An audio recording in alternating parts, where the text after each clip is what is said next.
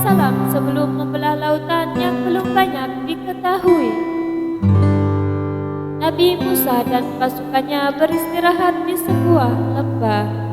Di tengah rasa takut akibat dikejar dan kebingungan menentukan strategi, tiba-tiba Nabi Musa merasa sakit perut dan terjadilah percakapan antara Nabi Musa dengan Tuhan. Kemudian dia secara spontan mengeluh kepada Tuhan, "Ya Allah, saat dikejar-kejar Fir'aun seperti ini, Engkau malah memberiku sakit perut. Hamba mohon Engkau sembuhkan sakit perutku ini, ya Allah." Tuhan kemudian langsung menjawabnya, "Wahai Musa, pergilah ke atas bukit itu. Di sana ada sebuah pohon besar, lalu ambillah daunnya, kemudian makanlah. Maka sakit perutmu akan segera sembuh." Nabi Musa lantas lari ke atas bukit untuk mengambil daun tersebut, dan saat tangannya baru menyentuh daun tersebut, perut Nabi Musa sudah sembuh. Nabi Musa kemudian berterima kasih kepada Allah dan turun dari bukit. Lalu Nabi Musa menyiapkan pasukannya untuk berangkat. Begitu maju 3 langkah, perutnya sakit lagi. Nabi Musa pun langsung lari ke atas bukit. Dia menghampiri pohon tersebut untuk diambil daunnya dan untuk dimakan. Dia makan sehelai, 2 helai, 3 helai, sampai berhelai-helai daun tanpa mempedulikan rasanya supaya segera sembuh. Tapi sampai 15 helai daun, perutnya tidak juga sembuh. Kemudian Nabi Musa mengeluh kepada Tuhan, "Ya Allah, hamba sudah memakan sekian daun, akan tetapi perut hamba belum juga sembuh.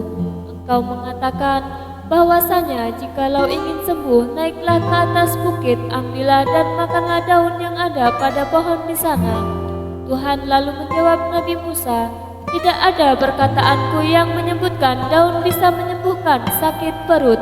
Sewaktu sakit perut yang pertama kau meminta tolong kepadaku.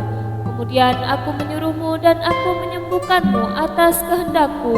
Akan tetapi sewaktu sakit perut yang kedua kau tidak meminta pertolongan kepadaku. Kau langsung naik bukit tersebut karena kau berpikir daun bisa menyembuhkan sakit perutmu. Daun tidak akan bisa menyembuhkan sakit perut kecuali atas kehendakku." Maka Nabi Musa pun menyesal dan menyadari kesalahannya bahwasanya segala sesuatu atas kehendak Allah dan tidak ada yang bisa menolong kecuali Allah Subhanahu wa Ta'ala. Lalu Nabi Musa alaihissalam kembali ke pengikutnya. Namun Nabi Musa alaihissalam dihadapkan lagi dengan situasi terhimpit antara lautan dan pasukan Fir'aun. Dengan segala kekuatan iman yang dimiliki, Nabi Musa berusaha menenangkan para pengikutnya. Setelah itu turunlah wahyu Allah Subhanahu wa Ta'ala kepada Musa, "Pukullah lautan itu dengan tongkatmu." Maka terbelahlah lautan itu dan tiap-tiap belahan adalah seperti gunung yang besar. Quran Surat Asy-Syu'ara ayat 63. Setelah lautan terbelah, Nabi Musa dan para pengikutnya bergegas melintasi jalan tersebut. Kemudian disusul Fir'aun dan pasukannya yang mencoba untuk ikut melintasi jalan yang dilalui Nabi Musa dan pasukannya. Namun lautan telah kembali seperti semula setelah Nabi Musa dan pasukannya melewatinya. Fir'aun dan pengikutnya pun tenggelam. Sebagaimana Allah Subhanahu wa Ta'ala berfirman dalam satu surah yang artinya, "Dan kami selamatkan Musa dan orang-orang yang besertanya semuanya, dan kami tenggelamkan golongan yang lain itu. Sesungguhnya pada yang demikian itu benar-benar merupakan suatu tanda yang besar. Akan tetapi adalah kebanyakan mereka tidak beriman." Quran Surat Asy-Syu'ara ayat 65-67.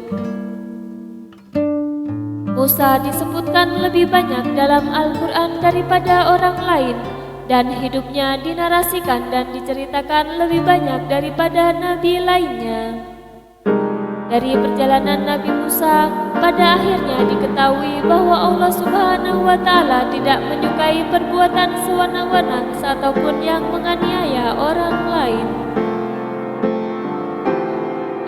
sebab salah satu perintah Allah kepada Musa adalah melawan raja yang berkuasa pada zaman itu, Fir'aun. Nabi Musa alaihissalam sebelum membelah lautan